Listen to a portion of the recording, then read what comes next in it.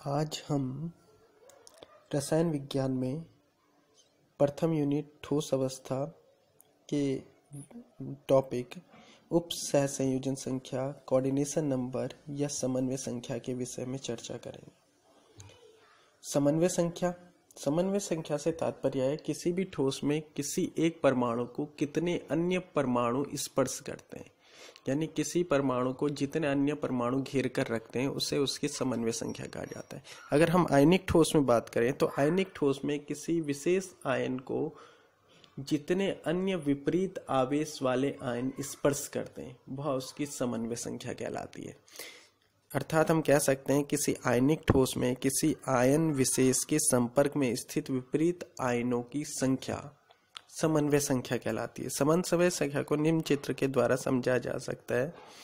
इस चित्र में देखिए, ब्लैक वाले जो आयन है उसको व्हाइट वाले 4 आयन या ब्लैक परमाणु को 4 व्हाइट वाले परमाणु स्पर्श कर रहे हैं, तो जो ब्लैक वाला आयन है उसकी समन्वय संख्या हो जाएगी 4।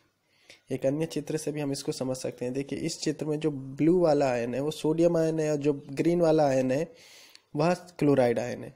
तो सोडियम धन आयन को क्लोराइड ऋण आयन के 6 आयन स्पर्श कर रहे हैं या घेरे हुए हैं, तो इसलिए सोडियम आयन की उपसह संयोजन संख्या हो जाएगी 6। ध्यान से देखिए, यहाँ ब्लू वाले को 6 आयन स्पर्श कर रहे हैं। समन्वय संख्या को हम त्रिज्या अनुपात के द्वारा बता सकते हैं। देखिए, त्रिज्या अनुपात के द्वारा कैसे बता सकते हैं। त्रिज्या अनुपात में अगर हम देखें,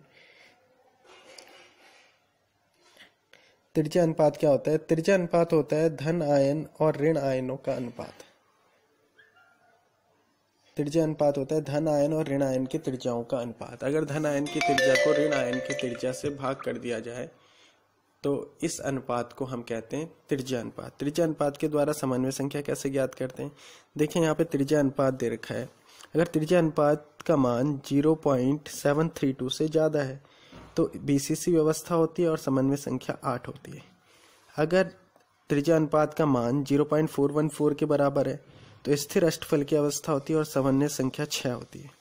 अगर त्रिज्या अनुपात का मान 0.414 से कम है तो समन्वय संख्या होती है 4 और व्यवस्था होती है स्थिर चतुष्फलक की व्यवस्था।